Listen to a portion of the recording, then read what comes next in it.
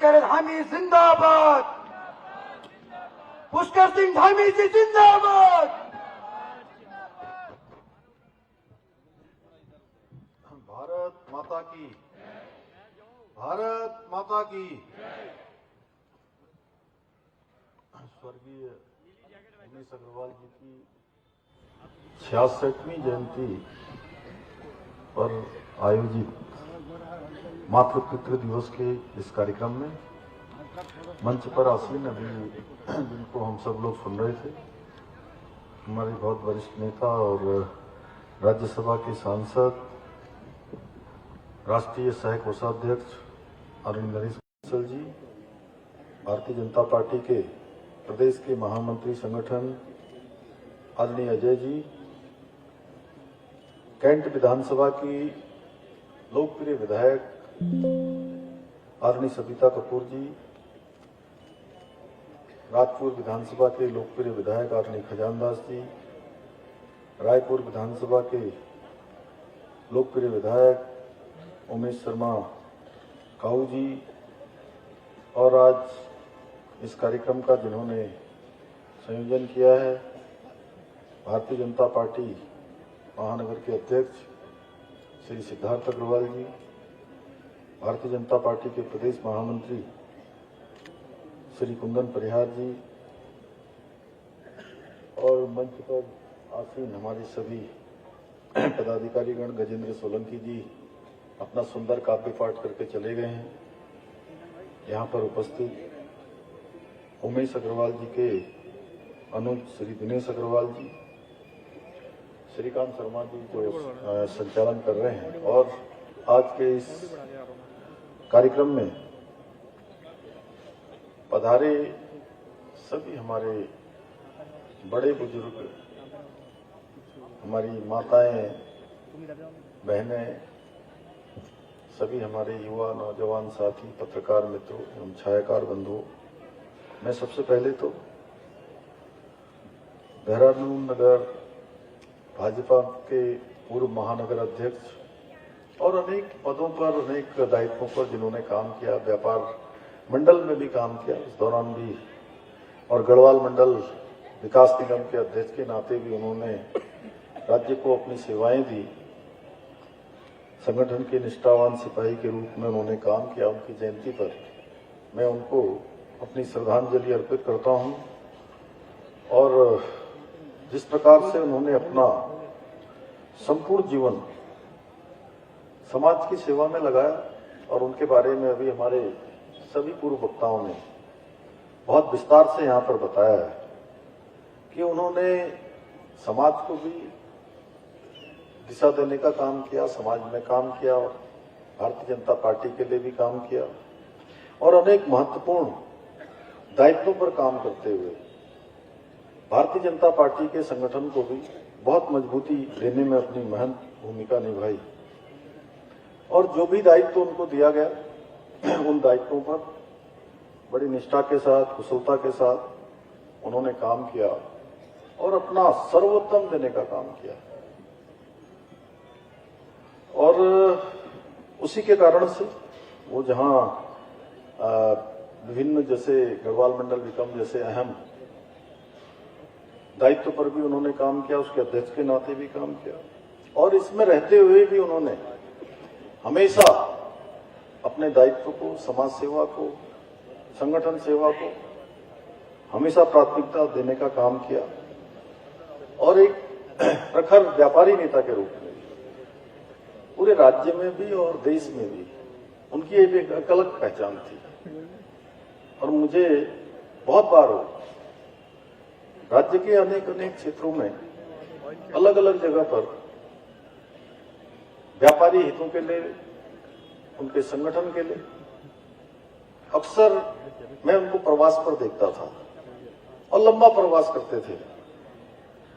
उन्होंने प्रांतीय उद्योग व्यापार प्रतिनिधि मंडल के कार्यकारी अध्यक्ष के रूप में, दोनों उद्योग व्यापार मंडल के संरक्षक के रूप में, और व्यापारियों की समस्याओं के समाधान के लिए, जैसा अभी आदरणीय नरेश जी ने कहा, सच में बहुत जीवटता के साथ और बहुत ऊंची आवाज में हमेशा जो है आवाज भी उनकी बुलंद करते थे और सरकार व व्यापारियों के बीच में एक समन्वय का काम भी करते थे, उनको जोड़ने का काम भी करते थे। एक सेतु के रूप में जो समस्याएं आती थी, उन समस्याओं के समाधान के लिए भी सदैव प्रयत्नशील रहते थे। और मुझे भी शुरुआत के कालखंड से, जब से राज्य का गठन हुआ, तब से उनका कई बार भेंट करने का अवसर मिलता था। उसके बाद धीरे धीरे जैसे जैसे समय बढ़ता गया, हम लोग भी राजनीतिक क्षेत्र में जो पार्टी की जिम्मेदारी, समाज की जिम्मेदारी, जनता की जिम्मेदारी मिली, उसके नाते अक्सर उनसे मुझे भेंट होती थी। और कई बार हम लोग बहुत सारे स्थानों पर साथ साथ हमने प्रवास भी किया। और अपने जीवन के आखिरी दिनों से कुछ महीनों पूर्व, मैं कहूं लगभग साल भर पहले, एक दिन तो पूरे दिन भर उनके साथ मैंने हरिद्वार में एक आश्रम में पूरे दिन भर हमने जो है बातचीत करी और अनेक अनेक विषयों पर। ऐसा लगता नहीं था कि वो इतनी जल्दी हमारे बीच से चले जाएंगे, लेकिन क्योंकि समय की गति है, जो भी इस दुनिया में आया है उसको जाना है। जिस दिन व्यक्ति पैदा होता है उसी दिन उसकी आयु भी निश्चित हो जाती है, कितने दिन तक संसार में रहना है। लेकिन अगर वो अच्छे कर्म करता है, निष्ठा से, समर्पण से काम करता है, लोगों की भलाई करता है, मदद करता है, लोगों को कहीं ना कहीं किसी रूप में सहायता उसके द्वारा होती है, तो लोग उसको हमेशा याद करते हैं। और आज इतनी बड़ी संख्या में आप सब लोग यहां पर आए हैं, ये सच में ये एक प्रमाण है उनका कि उन्होंने लोगों के बीच में दिल से जुड़कर काम किया है। मन से सेवा करिए। और मुझे अत्यंत संतोष और प्रसन्नता है कि आज सिद्धार्थ अग्रवाल भी अपने पूज्य पिताजी के उन्हीं संस्कारों को लेकर, मूल्यों को लेकर, सेवा भावनाओं को लेकर निरंतर काम कर रहे हैं।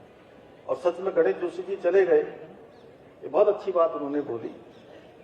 एक पिता के लिए सबसे अच्छा ये होता है कि जब उनका पुत्र अपने पिता से भी अच्छा काम करे, सबसे ज्यादा प्रसन्नता उसको होती है।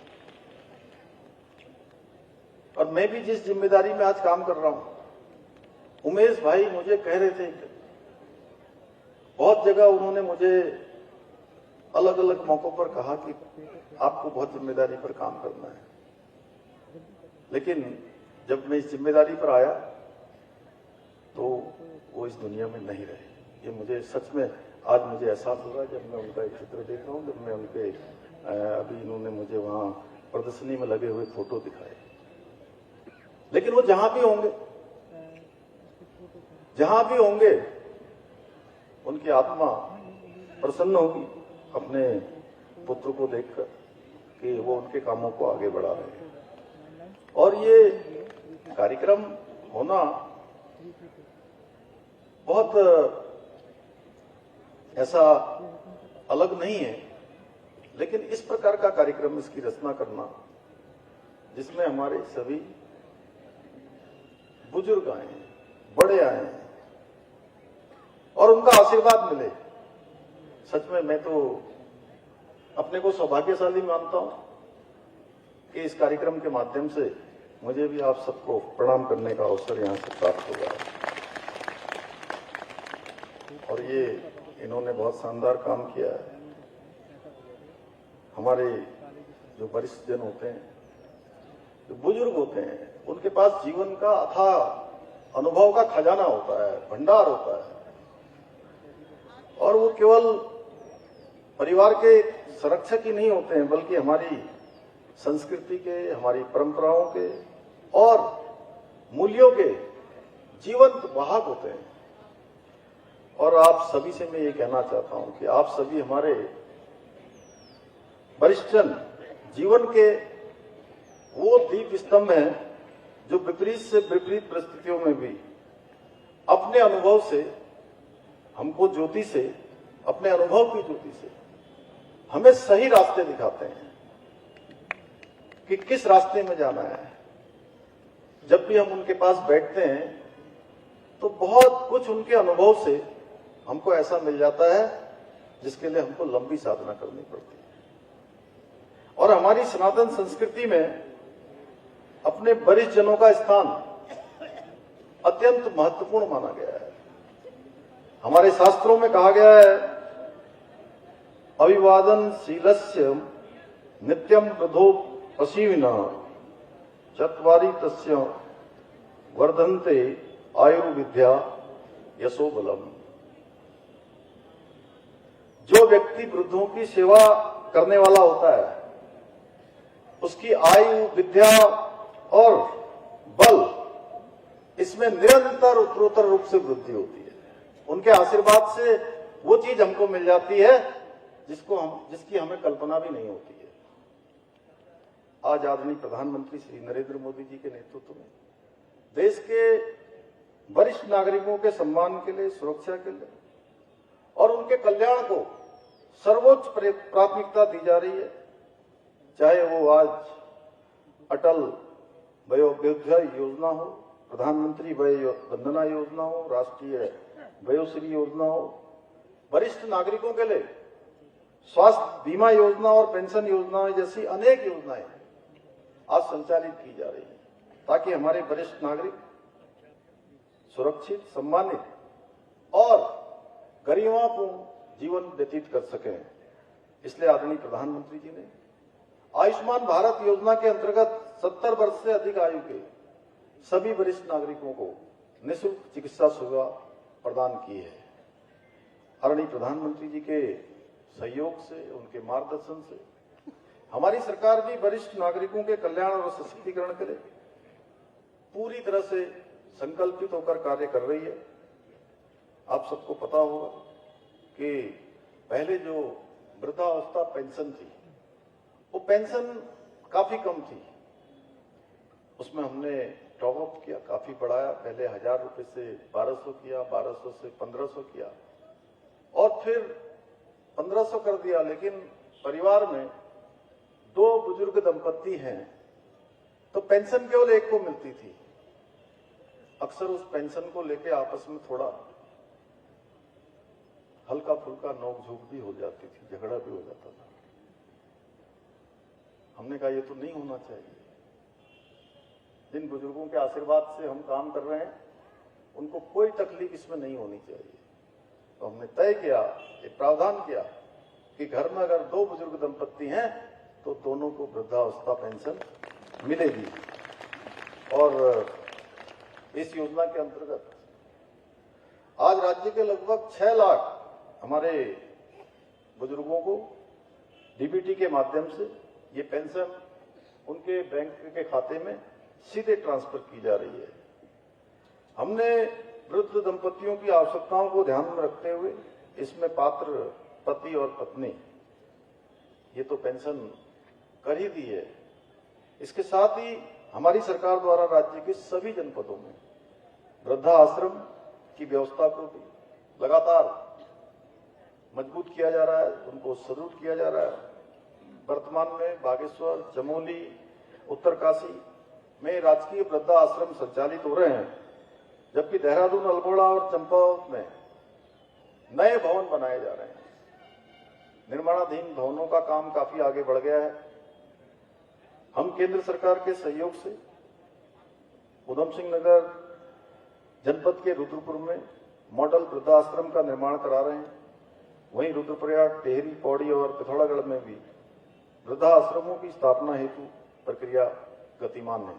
इसके अतिरिक्त हरिद्वार, उधम सिंह नगर और नैनीताल सहित विभिन्न क्षेत्रों में गैर सरकारी संगठनों के द्वारा भी संचालित वृद्धाश्रम भी लोगों की सेवा कर रहे हैं, हमारे बुजुर्गों को सेवा दे रहे हैं। और इन वृद्धाश्रमों में असहाय और परिवार से वंचित हमारे वरिष्ठ जनों को निःशुल्क आवास व भोजन की सुविधा प्रदान की जा रही है।